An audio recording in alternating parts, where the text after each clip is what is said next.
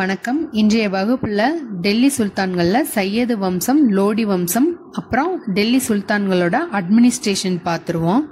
Last கிளாஸ்ல என்ன பார்த்தோம்? தைமூர் படையெடுப்புக்கு அப்புறம் துக்ளக் வம்சம் வீழ்ச்சி அடைய ஆரம்பிச்சிச்சு அப்படின்னு பார்த்தோம். இந்த தைமூர் என்ன பண்ணுவாரு அப்படின்னா, பஞ்சாப்ல இவரோட துணை ஆளுநரை நியமிச்சுட்டு திருப்பி அவர் நாட்டுக்கே திரும்பி போயிருவாரு. அந்த துணை ஆளுநரா கிசிர்கான் பஞ்சாப்பை ஆட்சி செஞ்சுக்கிட்டு இருப்பாரு. இவர் தான் தில்லியை கைப்பற்றி சையது வம்சத்தை தோற்றுவிப்பார். இந்த சையது வம்சம் 1414 இருந்து 1451 வரைக்குமே மொத்தமா 37 ஆண்டு காலம் ஆட்சி செய்வாங்க. இருக்கிறதுலே கம்மியா ஆட்சி செஞ்ச டெல்லி சுல்தான் வம்சம் எது? கில்ஜி. இவங்க 37 வருஷம், அவங்க 30 வருஷம். இந்த 37 வருஷத்துக்குள்ள 4 சுல்தான்கள் ஆட்சி செஞ்சிருப்பாங்க. ஃபர்ஸ்ட் கிசிர்கான், இவர் தான் சையது வம்சத்தை தோற்றுவிப்பாரு. முகமது பின் துக்ளக் பீரியட்ல காஷ்மீர்ல இருந்து கேரளா வரைக்குமே டெல்லி சுல்தானிய பேரரசு விரிவா இருந்திருக்கும். இவங்க பீரியடுக்கு அப்புறமா டெல்லிக்குள்ள மட்டுமே டெல்லி சுல்தானியம் ஆட்சி செய்யற நிலைமைக்கு வந்திருப்பாங்க. இவர்களோட ஆட்சிய யாஹியா பின் அஹ்மத் சிர்கந்தி அப்படின்றவரு அவர் இயற்றிய தாரிக்-இ முபாரக் ஷாஹின்ற நூல்ல குறிப்பிடுறாரு. இவருக்கு அப்புறம் யாரு வருவாங்க அப்படின்னா முபாரக் ஷா. இவர் என்ன பண்ணுவாரு அப்படின்னா, கோகர்களையும் அதுக்கப்புறம் உள்ளூர் கலகம் செய்த தலைவர்களையும் இவரு அடக்குவாரு. முபாரக் பாத் எனும் நகரத்தை யமுனை நதிக்கரையில உருவாக்குவாரு. துக்லதாபாத் அப்படின்ற சிட்டியை உருவாக்குறது யாருன்னா கியாசுதீன் துக்ளக். முபாரக் பாத் முபாரக் ஷா. இவர் சையது டைனாஸ்டி. இவருக்கு அப்புறம் முகமது ஷா.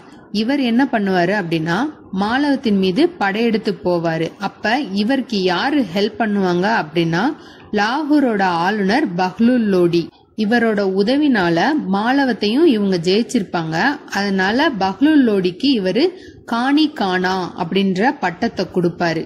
லாகூர் ஆளுநரா இருந்த பஹ்லுல் லோடி தான் நெக்ஸ்ட் லோடி வம்சத்தையும் உருவாக்குவாரு. மேக்சிமம் டெல்லி சுல்தான்ல எப்படி இருக்கும் அப்படின்னா, சுல்தானுக்கு கீழே வேலை பார்க்கிற படை தளபதியோ இல்ல அடிமையோ அவங்க தான் அடுத்த வம்சத்தையும் உருவாக்கியிருப்பாங்க. சையது வம்சத்தோட கடைசி சுல்தான் யாரு அப்படின்னா ஆலம் ஷா. இவர் இவரோட ஆட்சி உரிமைய இவரேவும் வேண்டான்னு சொல்லிட்டு டெல்லியை விட்டு போயிருவாரு. இதுக்கப்புறம் பஹ்லுல் லோடி லோடி வம்சத்தை ஸ்டார்ட் பண்ணுவாரு. இவர் என்ன பண்ணுவாரு அப்படின்னா, வங்கத்தில் ஆட்சி புரிந்த சார்க்கிய அரச தோற்கடிப்பாரு. இவருக்கு அப்புறம் இவர் பையன் சிக்கந்தர் லோடி வருவாரு. இது வரைக்குமே டெல்லி சுல்தான்கள் தலைநகரமா டெல்லி இருந்துச்சு. இவரு ஆக்ராவுக்கு மாற்றுவாரு. எப்போ அப்படின்னா 1504. இவருக்கு போர்களை விட மியூசிக் அப்புறம் ஆர்ட் இந்த மாதிரி இதுலதான் இவருக்கு இன்ட்ரெஸ்ட். இவருக்கு செனா இசைனா ரொம்ப பிடிக்கும். இவர் பீரியட்ல தான் லச்கட்-இ சிக்கந்தர் ஷாஹி அப்படின்ற இசை தொகுப்பு இவர் பீரியட்ல தான் உருவாகும். சிக்கந்தர் லோடிக்கு அப்புறம் இப்ராஹிம் லோடி வருவாரு. இவரு தான் லோடி வம்சத்தின் கடைசி சுல்தான். இப்ராஹிம் லோடியோட மாமா தௌலத் கான் லோடி என்ன பண்ணுவாரு அப்படின்னா, காபுல ஆட்சி செஞ்சுக்கிட்டு இருக்கிற பாபரை இந்தியாவை மீது படையெடுத்து வர சொல்லியிருந்திருப்பாரு. அவரும் இந்தியாவுக்கு முதலாம் பானிபட் போர்ல இப்ராஹிம் லோடியை தோற்கடிச்சிட்டு முகலாய வம்சத்தை தோற்றுவிப்பார். இதோட டெல்லி சுல்தான் முடிஞ்சிருச்சு. இதுக்கப்புறம் முகல்ஸ் வருவாங்க. இப்ப டெல்லி சுல்தான்கள் எப்படி நிலத்தை பிரிச்சு நிர்வாகம் பண்ணாங்க அப்படின்னு பார்க்க போறோம். அவங்க ஆட்சி பரப்ப இக்தான்ற மாகாணமா பிரிச்சு அத முக்தி இல்லைன்னா வாலிஸ் இந்த கவர்னர் ஆட்சி செஞ்சாங்க. அதுக்கு கீழே மாவட்டங்களா இக்தாவை 6ஆ பிரிச்சாங்க. இந்த 6 யாரு ஆட்சி செஞ்சாங்க அப்படின்னா சிக்தார். இந்த மாவட்டத்தை துணை மாவட்டமா பிரிச்சு அத பர்கானா அப்படின்னு சொன்னாங்க. அந்த பர்கானாவை ஆட்சி செஞ்சவங்க அமில்.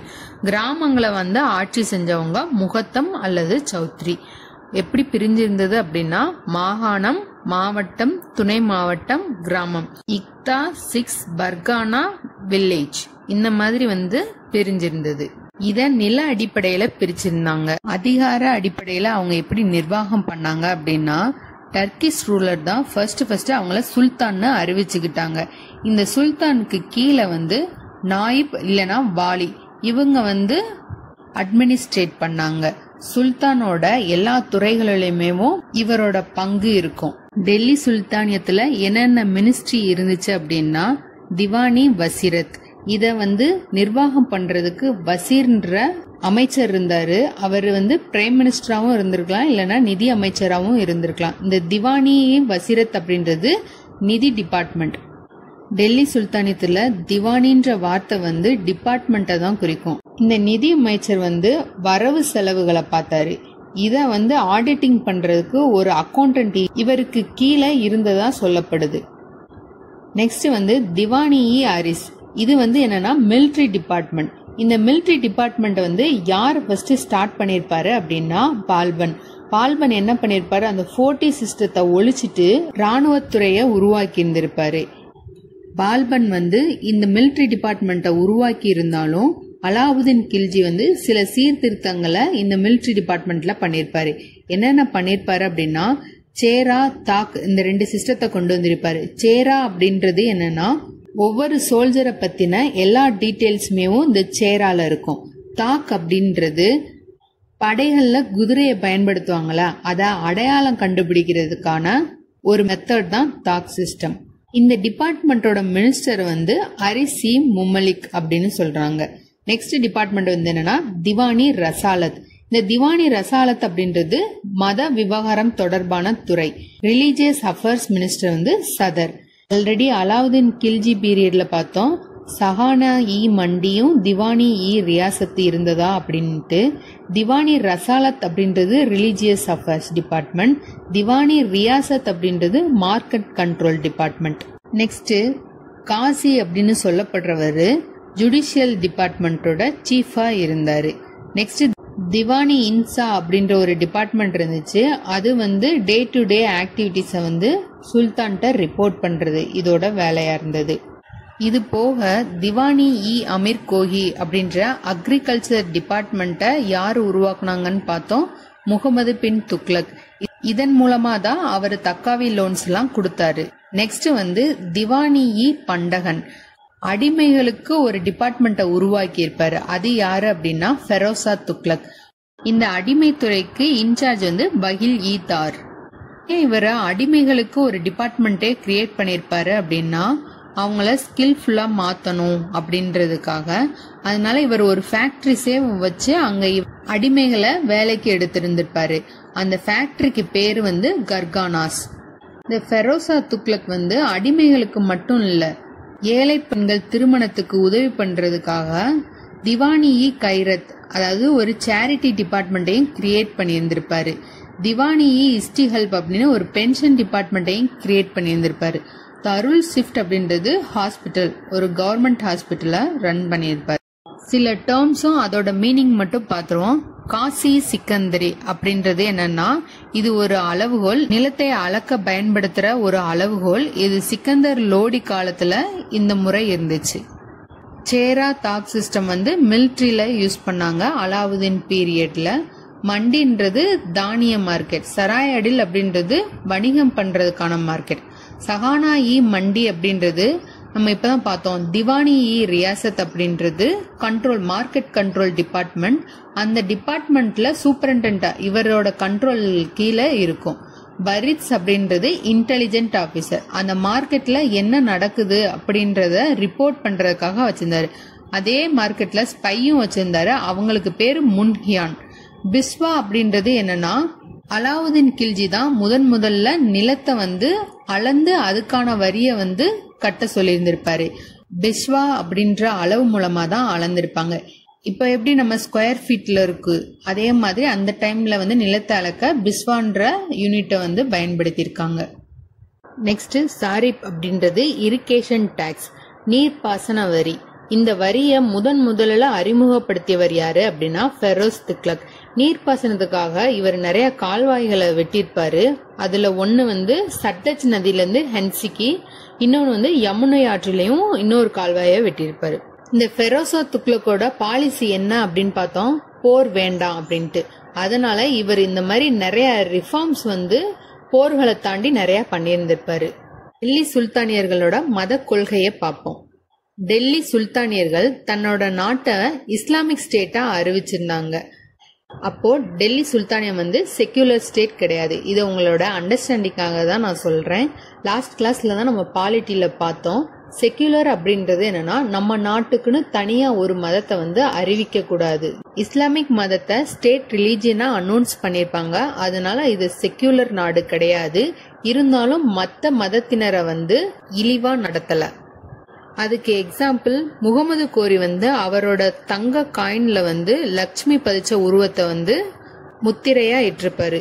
முகமது பின் துக்ளக் வந்து ஒரு அரசாணை ரிலீஸ் பண்ணிருப்பாரு. அதுல வந்து சமண துறவிகளை பாதுகாக்கணும், அரசு அதிகாரி எல்லாரும் சேர்ந்து அப்படின்ற ஒரு அரசாணையை வெளியிட்டிருப்பாரு. அவரே தான் கோழி பண்டிகையில கலந்துகிட்டு இருந்திருப்பாரு. இந்த இன்ஃபர்மேஷனை பரணின்றவரு மத்த மதத்தினரையும், அதாவது ஹிந்து, மங்கோலியர்களை இவங்க எல்லாத்தையும் டெல்லி சுல்தானியர்கள் வந்து நன்மதிப்புடன் தான் நடத்தினார் அப்படின்ற இன்ஃபர்மேஷனை நமக்கு கொடுத்திருப்பாரு. இவங்க இந்து மதத்துல இருக்கிற மாதிரி பல கடவுள் வழிபாடு இல்லாமல் ஓரிரை வழிபாட்டை ஃபாலோ பண்ணாங்க. இந்த பீரியட்ல கர்நாடகத்துல வீரசைவா, அதாவது லிங்காயத் செக்ட் உருவாச்சு. அதை உருவாக்கியவர் யாருன்னா பாசவனர். இவர் வந்து ஒரு கடவுள் கொள்கைய, அதாவது பரமசிவனை மட்டும் நம்புறது.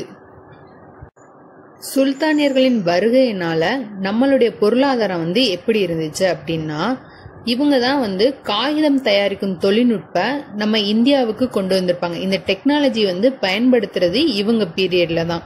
ஆனா இந்த டெக்னாலஜியை கண்டுபிடிச்சது யாரு அப்படின்னா சீனர்கள் கண்டுபிடிச்ச இந்த பேப்பர் மேக்கிங் டெக்னாலஜிய இந்தியாவுக்கு கொண்டு வந்தது டெல்லி சுல்தான்ஸ். இவங்க பீரியட்ல தான், அதாவது 14th செஞ்சுரியில தான் சீனர்கள் கண்டுபிடித்த ஸ்பின்னிங் வீல் நம்ம நாட்டுக்கு ஈரான் வழியா வந்திருக்கும். இதனால நூலின் உற்பத்தி முன்ன இருந்ததுக்கு 6 மடங்கு அதிகமா இருந்தது. இந்த சுல்தான் பீரியட்ல தான் வங்காளத்துல பட்டுப்புழு வளர்ப்பு சென்டரை உருவாக்கியிருப்பாங்க. இவங்க பீரியட்ல கல்வி எப்படி இருந்துச்சு அப்படின்னா, அடிப்படை கல்விய மக்தாப்னும் உயர்கல்விய மதராசா அப்படின்னு சொன்னாங்க. மதராசான்றது லிட்ரலி கல்வி கற்கிற பிளேஸ் தான். ஃபெரோஸ் துக்ளக் வந்து தில்லியில் பெரிய மதராசை கட்டியிருப்பார். சிக்கந்தர் லோடி என்ன பண்ணிருப்பார்னா, அவரோட ஆட்சிக்கு உட்பட்ட பகுதிகளில் மக்தாப்களையும் மதராசாக்கள்லையும் ஆசிரியர்களை நியமிச்சிருப்பார். இவங்க டைம்ல தான் சூஃபிசம் 2 பிரிவா பிரியும். முல்தான தலைமையிடமா வச்சு சுக்ரவர்த்தின்ற ஒரு பிரிவும், தில்லியை தலைமையிடமா வச்சு சிஸ்டின்ற ஒரு பிரியும். இதுல ஃபேமஸான சிஸ்டி துறவி ஷேக் நிசாமுதீன். இவங்க பீரியட்ல பெண்கள் ஃபர்தா அணிஞ்சிருந்தாங்க. பெண்கள் வீட்டு நபர்களை தவிர மற்றவர்களோட தொடர்பு இல்லாம செனானா அப்படின்ற ஒரு பிளேஸ்ல தங்கி இருந்தாங்க. இவங்களோட மரபுல சதி அப்படின்றதுக்கான எவிடன்ஸ் எதுவுமே இல்ல. ஓகே, நெக்ஸ்ட் இவங்க ஆர்கிடெக்சர் பார்க்கலாம். சாரசானி ஆர்கிடெக்சரை வந்து இந்தியாவுக்குள்ள கொண்டு வந்தவங்க இந்த டெல்லி சுல்தான்ஸ் தான்.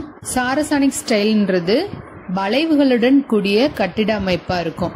இப்போ தாஜ்மஹாலுக்கு மேல ஒரு டோம் ஸ்டைல் இருக்கா, அந்த மாதிரி இருக்கிற வளைவுடன் கூடிய அமைப்பை வந்து இவங்க தான் முதல்ல நம்ம நாட்டுக்கு கொண்டு வந்திருப்பாங்க. இவங்க என்னென்ன கட்டடம்லாம் கட்டினாங்க அப்படின்னா, குவாத்துல் இஸ்லாம் மசூதி, இதை வந்து கட்டினவர் வந்து குத்புதீன் ஐபக். குதுப் மினாரை ஸ்டார்ட் பண்ணியிருந்திருப்பாரு. இவரோட மருமகன் இல்துமிஸ் வந்து அதை முடிச்சிருப்பாரு. அலை தர்வாசாவை கட்டினது அலாவுதீன் கில்ஜி. இந்த அலை தர்வாசா அப்படின்றது ஒன்னும் இல்ல, குதுப் மினாரோட என்ட்ரன்ஸ் கேட்டு தான் அலை தர்வாசா. டெல்லியில கோட்லா போர்ட்ட ஃபெரோசா துக்ளக் கட்டியிருப்பாரு. ரபாப், சாரங்கி போன்ற இன்ஸ்ட்ருமெண்ட் எல்லாம் இவங்க பீரியட்ல தான் இந்தியாவுக்கு வந்திருக்கும். அமீர் குஸ்ரு அப்படின்றவரு சித்தார்ன்ற இன்ஸ்ட்ருமெண்ட இந்தியாவுக்கு அறிமுகப்படுத்தியிருப்பாரு.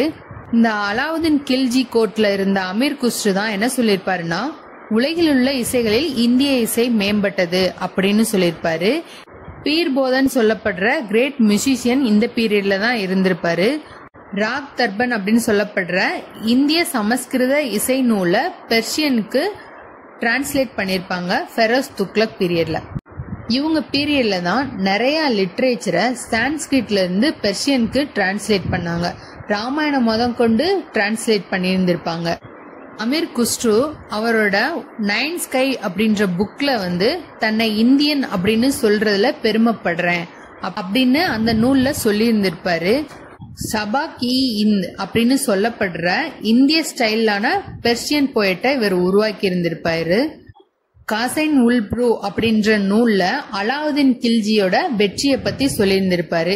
இவரது துக்ளக் நாமான்ற நூல்ல கியாசுதீன் துக்ளக்கோட ஆட்சியை பத்தி சொல்லியிருப்பாரு. அமீர் ஹாசன் சூஃபி துறவி பவாய்துல் ஃபவாத்தோட உரையாடல ஒரு நூலா வெளியிட்டிருப்பாரு. கிளி நூல் அப்படின்னு சொல்லப்படுற துதி நமக அப்படின்ற நூலை ஜியா நக்சபி எழுதியிருப்பாரு. அப்புறம் மின்ஹஜ் உல் சிராஜ் தபகத் இ நஸ்ரி அப்படின்ற நூலை எழுதியிருப்பாரு. அல்பெரினி கிதாப் புல் ஹிந்த். அல்பெரினி யாரோட இங்க இந்தியாவுக்கு வந்திருப்பாரு அப்படின்னா முகமது கஜினியோட. பரணி இவர் யார் பீரியட்ல இருந்திருப்பாரு அப்படின்னா முகமது பின் துக்ளக் மற்றும் ஃபெரோஸ் துக்ளக். இவர் எழுதின நூல் தாரிகி ஃபெரோஸ் சாகி. இதுல துக்ளக் டைனாஸ்டியா எப்படி உருவாச்சு அவங்கள பத்தின வரலாறு சொல்றது தாரிகி ஃபெரோஸ் சாகி. ஃபுதுகத் இ ஃபெரோஸ் சாகி அப்படின்றது ஃபெரோஸ் துக்ளக்கோட ஆட்டோபயோகிராபி. முதல் சுல்தானியர் ஆட்டோபயோகிராபி எழுதினது ஃபெரோஸ் துக்ளக் தான். அந்த நூல் ஃபுதுகத் இ ஃபெரோஸ் சாகி. ஓகே, இதோட டெல்லி சுல்தானியம் பார்த்தாச்சு. இனி ப்ரீவியஸ் இயர் கொஸ்டின் பேப்பர் பார்ப்போம். First question, in the sultanate rule the prime minister was known as wazir. First one he was primarily the head of the finance department called the Diwani-e-Wasarat. First one correct. Second one, he was in a position to supervise only the income and expenditure of the department. ஆடிட்டிங்க்கு தனியா ஒரு special auditor இருந்தாரு அப்படின்னு பார்த்தோம். So 1 and 2 correct. Option C correct answer. Next question, Sikandar Lodi was responsible for the foundation of the. எந்த சிட்டியை சிக்கந்தர் லோடி உருவாக்குனாரு அப்படின்னு கேட்டிருக்காங்க. ஆக்ரா. ஓகே, இந்த கொஸ்டின்ல என்ன கேட்டிருக்காங்க அப்படின்னா மினிஸ்டர்ஸ் அப்புறம் அவங்களுக்கு அந்த நேம் என்ன அப்படின்னு கேட்டிருக்காங்க.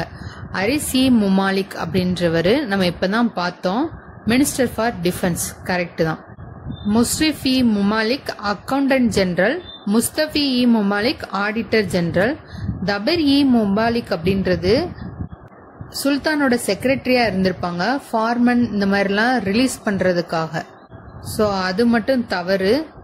1, 2 and 4 only correct. C answer. Okay, இந்த கொஸ்டினை பாருங்க. சரியான பொருத்தங்களை தேர்வு செய்க அப்படின்னு கேட்டிருக்காங்க. இது ஆப்ஷனை வச்சே எலிமினேட் பண்ணிடலாம். திவானி அரிஸ் அப்படின்றது நம்ம இப்பதான் பார்த்தோம், டிஃபென்ஸ் மினிஸ்டர். ஸோ இது ஒன்று மட்டும் நமக்கு தெரிஞ்சாலே போதும், ஆப்ஷனை வச்சு எலிமினேட் பண்ணிடலாம். மீதி 3லயுமேவும் 3 இருக்குது, டில மட்டும்தான் இல்லை. So option D correct answer. இந்த கொஸ்டின்ல என்ன கேட்டிருக்காங்க அப்படின்னா ஹிஸ்டாரியன்ஸ் அவங்களோட புக் என்ன அப்படின்னு கேட்டிருக்காங்க. Alberuni, Tarikh i Hind, Minhaj Siraj, Tabaqat i Nasiri, Amir Khusrau, Qiran us Sadain. Barani Tarikh i Firoz Shahi. So option D answer. Okay, இந்த கொஸ்டின்ல ஹாக்கி சாரிப் அல்லது ஹசீஸ் இ சாரிப் இப்பதான் பார்த்தோம். இரிகேஷன் டாக்ஸ் இதை விதிச்சவர் யாரு அப்படின்னா ஃபெரோஸ் துக்ளக். இபின் பட்டுடா யாரோட பீரியட்ல இந்தியாவிற்கு வந்தாரு அப்படின்னு கேட்டிருக்காங்க. முகமது பின் துக்ளக் பீரியட்ல. இவர் தான் அமீர் ஹாசனையும் பேட்ரனைஸ் பண்ணிருப்பாரு. இவர் பீரியட்ல பரணியும் இருந்திருப்பாரு. இதோட டெல்லி சுல்தான் முடிஞ்சிச்சு. நெக்ஸ்ட் முகல்ஸ் பார்ப்போம்.